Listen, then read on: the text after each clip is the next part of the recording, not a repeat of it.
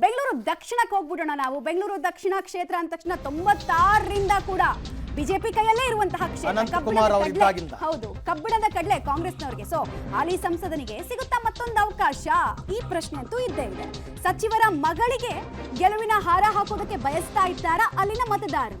Public ಟಿವಿಯಲ್ಲಿ ಕರ್ನಾಟಕ ಲೆಕ್ಕದ exclusive details. ಜನ 30-35 ವರ್ಷದಿಂದ ಬಿಜೆಪಿಯನ್ನ ಬೆಂಬಲಿಸ್ತಾ ಬರ್ತಾ ಇದ್ದಾರೆ. ಸಾಂಪ್ರದಾಯಿಕ ಬಿಜೆಪಿ ವೋಟರ್ಸ್ ಎಲ್ಲೆಲ್ಲಿದ್ದಾರೆ ಅಂತ ಕೇಳಿದ್ರೆ ಬೆಂಗಳೂರು ದಕ್ಷಿಣದ ಬಗ್ಗೆ ನಾವು ತೇಜಸ್ವಿ ಸೂರ್ಯ ಬಿಜೆಪಿಯಿಂದ ಮತ್ತು ಸೌಮ್ಯ ರೆಡ್ಡಿ ಕಾಂಗ್ರೆಸ್ನಿಂದ ಸ್ಪರ್ಧೆ ಮಾಡಿರೋ ಕ್ಷೇತ್ರ. ಕಾಂಗ್ರೆಸ್ ಅಭ್ಯರ್ಥಿ ಸೌಮ್ಯ ರೆಡ್ಡಿ ಅವರು ಗೆದ್ದೇ ಗೆಲ್ತೀನಿ ನೋಡಿ ಅಂತ ಹೇಳಿದ್ದಾರೆ. 50ರಿಂದ 60 ಸಾವಿರ ಡಿಫರೆನ್ಸ್ ನಲ್ಲಿ ಗೆಲುವು ನನ್ನದಾಗತ್ತೆ ಅಂತ ರಾಮಲಿಂಗಾರೆಡ್ಡಿ ಅವರ ಪುತ್ರಿ ಸೌಮ್ಯ ರೆಡ್ಡಿ ಅವರ ಅಭಿಪ್ರಾಯ. ಬಿಜೆಪಿ ಅಭ್ಯರ್ಥಿ ಹೇಳ್ತಾ ಇದ್ದಾರೆ, ನನ್ನ ಗೆಲುವಿನ ಅಂತರ 1,30,000ದಿಂದ 1,60,000. ಇವರೇನು ಸೌಮ್ಯ ರೆಡ್ಡಿ ಅವರು ಹೇಳ್ತಿದ್ರೆ ಅದ್ರ 3 ಪಟ್ಟು ಜಾಸ್ತಿ. ಆಮೇಲೆ ಆ ವಿಶ್ವಾಸ ಆ ಕ್ಷೇತ್ರದಲ್ಲಿ ಇರುತ್ತೆ ಸಾಮಾನ್ಯವಾಗಿ ಬಿಜೆಪಿ ಅಭ್ಯರ್ಥಿಗೆ. ಕಾಂಗ್ರೆಸ್ ಕಾರ್ಯಕರ್ತರ ಲೆಕ್ಕ ಗೆಲ್ತೀವಿ 70ರಿಂದ 80 ಸಾವಿರ ಲೀಡ್ ನಲ್ಲಿ ನಾವು ಗೆಲ್ತೀವಿ ಅಂತಕ್ಕಂಥದ್ದು ಕಾಂಗ್ರೆಸ್ ಕಾರ್ಯಕರ್ತರ ಲೆಕ್ಕ. ಯಾಕಂದ್ರೆ BTM ಲೇಔಟ್ ಜಯನಗರ ಎಲ್ಲ ಅದೇ ಕ್ಷೇತ್ರಕ್ಕೆ ಬರೋದ್ರಿಂದ ಅವರು ಕೂಡ ಒಂದು ಲೆಕ್ಕಾಚಾರ ಹಾಕೊಂಡಿದ್ದಾರೆ. ಹಾಗಾದ್ರೆ ಬಿಜೆಪಿ ಕಾರ್ಯಕರ್ತರ ಲೆಕ್ಕ ಏನು? ಸೊ ಅವ್ರು ಹೇಳ್ತಾ ಇದ್ದಾರೆ, ನಮ್ಮ ಕ್ಯಾಂಡಿಡೇಟ್ ಸಿಟ್ಟಿಂಗ್ MP 1,50,000ದಿಂದ ಗೆಲ್ತಾರೆ, ನೀವು ನೋಡ್ತಾ ಇರಿ ಅಂತ ಅವ್ರು ಖುಷಿಯಲ್ಲಿದ್ದಾರೆ. ಸಹಜವಾದಂತಹ ವಿಶ್ವಾಸ ಅವರಲ್ಲಿದೆ. ಹಾಗಿದೆ ಕ್ಷೇತ್ರ. ಅದು ಗ್ರೌಂಡ್ ರಿಪೋರ್ಟ್ ಹೇಳ್ತಾ ಇದೆ. ಅವ್ರು ಕೊಡ್ತಾ ಇರೋದು ಬಿಜೆಪಿ ಗೆಲ್ಲುತ್ತೆ.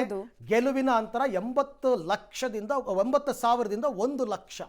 80,000ದಿಂದ 1 ಲಕ್ಷ ಲೀಡ್ ನಲ್ಲಿ ತೇಜಸ್ವಿ ಸೂರ್ಯ ಅವರು ಗೆಲ್ತಾರೆ. 2ನೇ ಬಾರಿಗೆ ಸಂಸತ್ ಪ್ರವೇಶ ಮಾಡ್ತಾರೆ ಅಂತ ಅವರ ವಿಶ್ವಾಸ. ಅವರು ಇದ್ರ ಬಗ್ಗೆ ಮಾತನಾಡಿದರೆ ನೋಡ್ಬೋಣ.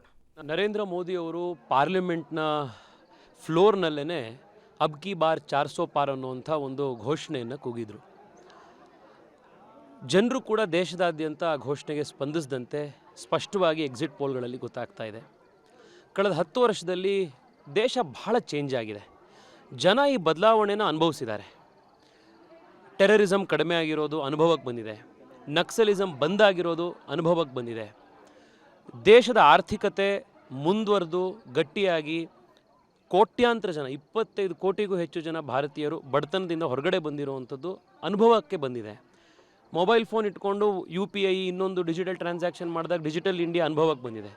ಸೊ ಈ ಅನುಭವಕ್ಕೆ ಬಂದಿರುವಂಥ ಬದಲಾವಣೆಯಿಂದಾಗಿ ಜನ ನರೇಂದ್ರ ಮೋದಿಗೆ ಕಮಿಟೆಡ್ ಆಗಿ ವೋಟ್ ಹಾಕಿದ್ದಾರೆ.